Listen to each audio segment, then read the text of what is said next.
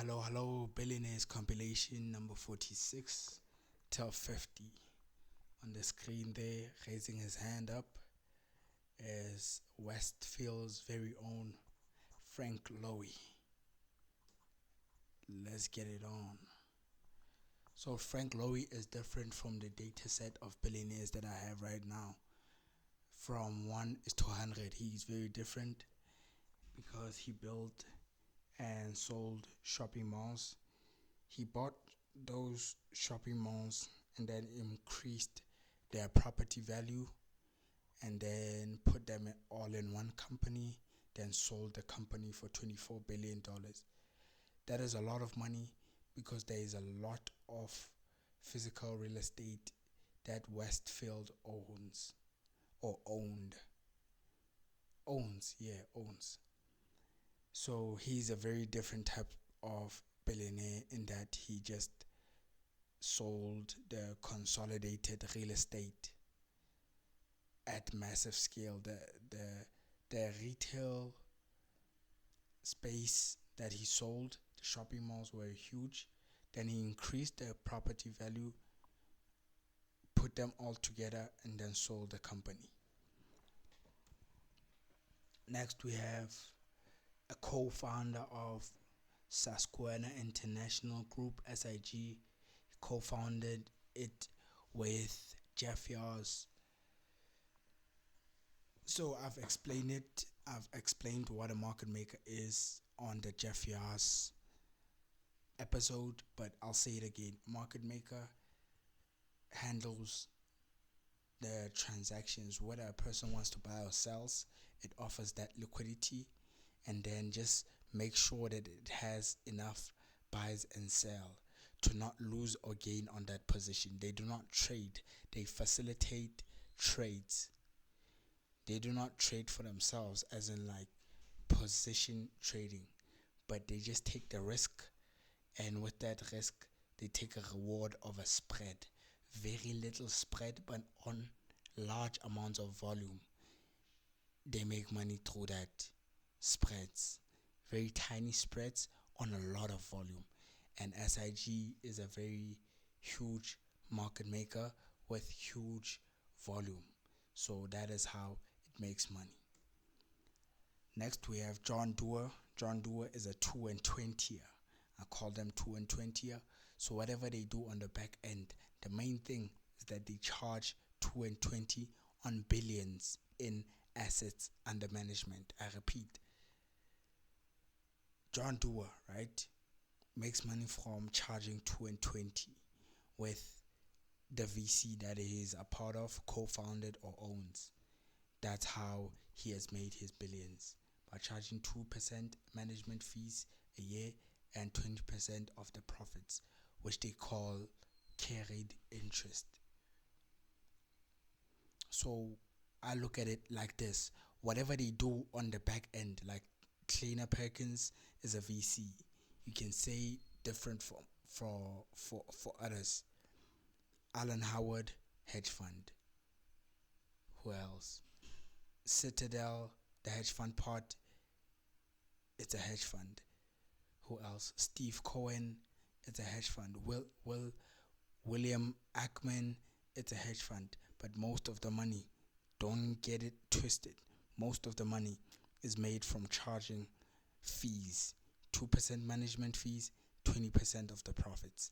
That's how the money is made. And the number one skill in the finance industry or for a fund is getting capital. That is the number one skill.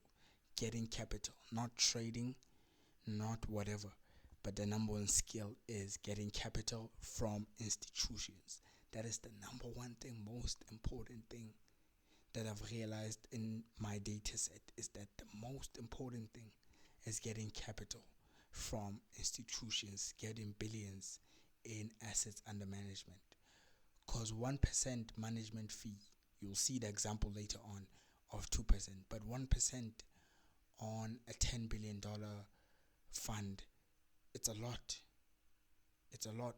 That 1% is very huge.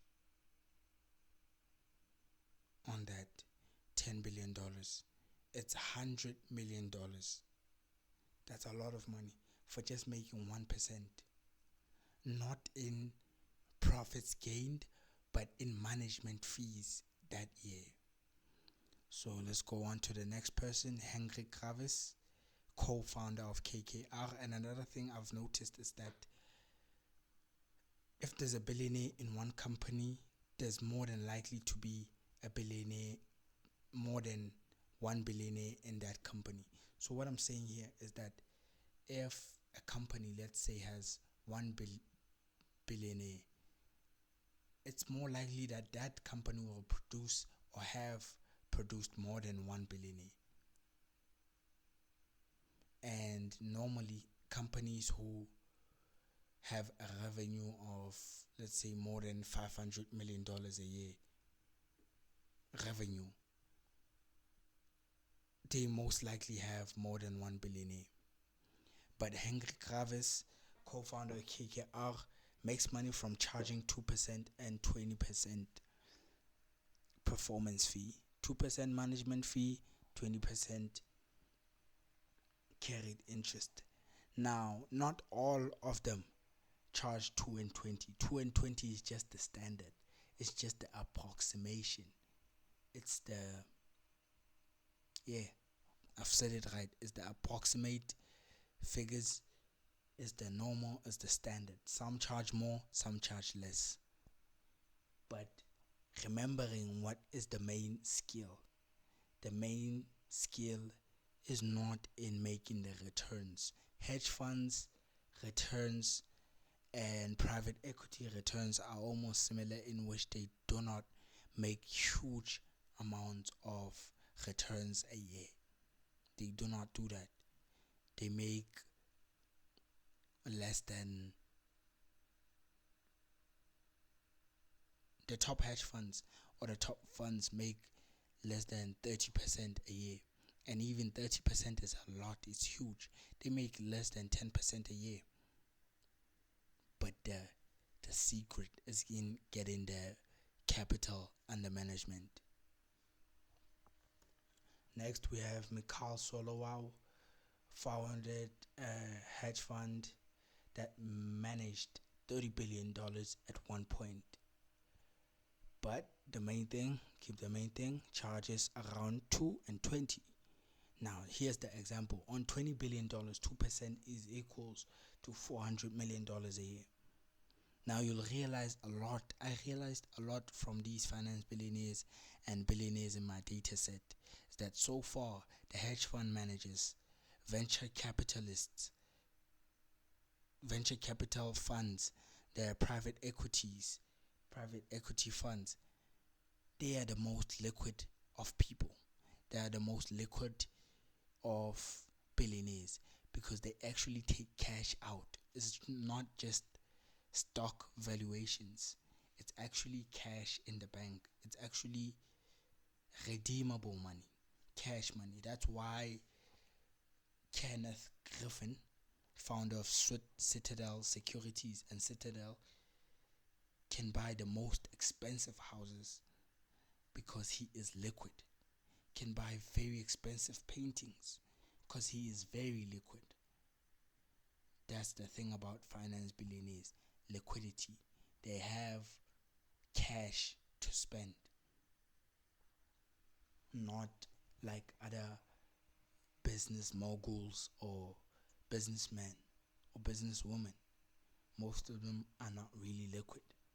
So that is that. I hope you learned from this data set. I definitely did. Cool.